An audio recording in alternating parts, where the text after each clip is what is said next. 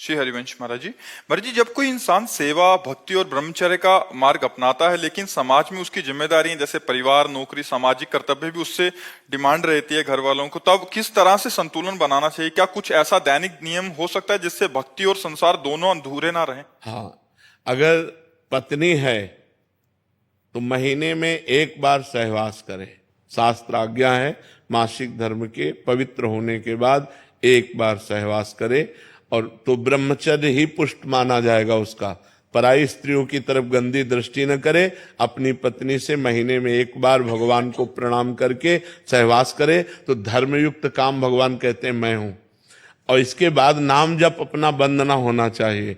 शराब नहीं पीना, मांस नहीं खाना, कोई नशा नहीं करना, घूस नहीं लेना, चोरी नहीं करना, किसी की हिंसा नहीं करना, तो गृहस्थ धर्म में रहते हुए भी वो भगवान को प्राप्त कर लेगा। नाम जप में बड़ी सामर्थ्य है। पराई माता बहनों की तरफ दृष्टि न रखे, अपनी पत्नी से ही अनुराग करे, पर एक महीने में एक बार सहवास करे तो ब्रह्मचारी ही माना जाएगा। समझ रहे जी? जब दिनचर्या में कुछ बदलाव होता है तो उस वक्त मन थोड़ा क्या बदलाव होता है? मतलब जैसे कुछ काम ज्यादा है, कुछ तो नाम जब चल रहा है ना, हमने ये तो नहीं कहा बैठकर पूजा करो।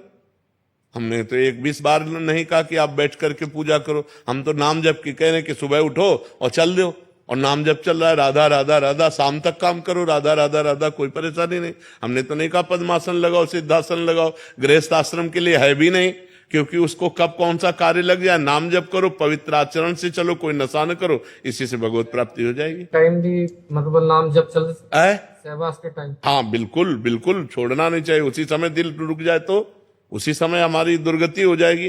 तो हम कभी नाम नहीं छोड़ते, राधा राधा राधा। ये नाम उस तभी चलेगा जब आप धर्म से सहवास कर रहे हैं। अगर अधर्म से सहवास कर रहे हैं तो फिर नहीं माना जाएगा, फिर वो पापाचरण होगा।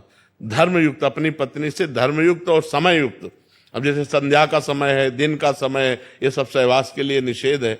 रात्रि के समय में भगवान और दिशाओं को प्रणाम करके, दिशाओं के देवताओं को, तब ये बहुत धर्मयुक्त हो जाता है, फिर वो धर्मयुक्त हो जाता है। महाराज जी, केवल अगर भौतिक सुखों की प्राप्ति के लिए ही नाम जप किया जाए तो भगवान की इच्छा नहीं है? हाँ, तो दोनों काम अपने आप हो जाएंगे। भगवान की भी मिलन का संयोग बन जाएगा और लौकिक सुख भी मिल जाएंगे, पक्का लौकिक सुख मिल जाएंगे। तो हम अगर ये कि केवल नाम जप करने से लौकिक कामनाएं पूर्ण हो जाएंगी, हाँ पूर्ण हो जाएंगी, सब कामनाएं पूर्ण हो जाएंगी। हम उदाहरण है, तो हम तुम्हारे पास उदाहरण है। वो व्यक्ति है जिसके खाने के लिए एक टुकड़ा रोटी नहीं, जिसके रहने के लिए 1 इंच जमीन नहीं, जिसके पास 1 रुपया नहीं, एक आदमी बात करने वाला नहीं। आज आप देख लीजिए, तो ये क्या है? अगर हम भगवान से न जुड़े हो तो हमसे कोई राधे राधे कहे क्या?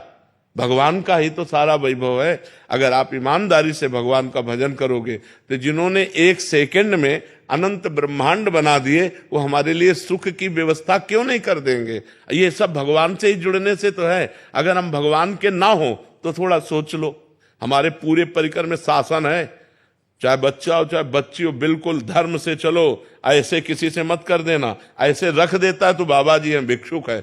अगर ऐसे नहीं करना, जो भगवान दे दे उसी से चलना है। तो भगवान के सहारे रहने से, भगवान का नाम जप करने से इस लोक में भी माला माल हो जाओगे, इस लोक में भी, परलोक में तो हो ही जाओगे, इस लोक में भी। पर पहले हम ये आपको समझना होगा कि जैसे आपके पाप हैं 500 ग्राम और आपका भजन है 25 ग्राम, तो आपका लोड कितना है पाप का? अभी काम नहीं बनेगा।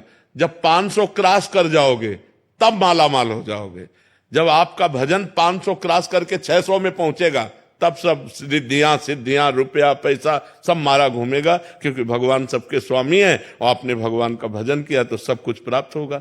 इसलिए चिंता नहीं करना चाहिए, भगवान का चिंतन करना चाहिए। महाराज जी, एक तरफ तो कामना करनी पड़ती है, फिर भी पूरी नहीं हो रही। महाराज जी, हम आपके आश्रित जन है, हमने तो ना चाह की, बट हमें इतना भरोसा कि महाराज जी आपके आश्रय में है, प्रभु के आश्रय में। इसमें क्या है, इसमें क्या है कि हम लोग भगवान को पूर्ण जब समर्पित हैं, तो जैसे माँ को चिंता होती कि बच्चे को बाल भोग करवाना है, बच्चे को राजभोग कराना है, चल अब खेलना बंद कर, बाल भोग कर, राजभोग कर, ऐसे भगवान हमारी व्यवस्था करते हैं। हम कामना नहीं करते, पर वो भगवान व्यवस्था करते हैं आगे से आगे।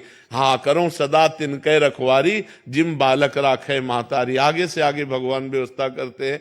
बिल्कुल निश्चिंत हो जाओ, बिल्कुल निर्भय हो जाओ। भगवान तुम्हें बहुत प्यार करते हैं, पर बस भगवान का भजन करो। तब भजन नहीं करोगे तो समझ नहीं पाओगे, भगवान के प्यार को नहीं समझ।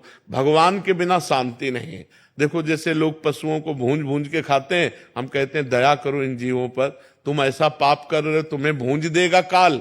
आप शराब मत पियो, बहन बेटियों की तरफ गंदी बातें मत करो, नाम जप करो, परोपकार करो, अभी आनंद आने लगेगा। अब लोग पाप कर्म करते हैं और चाहते सुख है, तो कैसे मिल पाएगा? गंदे आचरण करोगे, पाप कर्म करोगे तो सुख कैसे मिल पाएगा?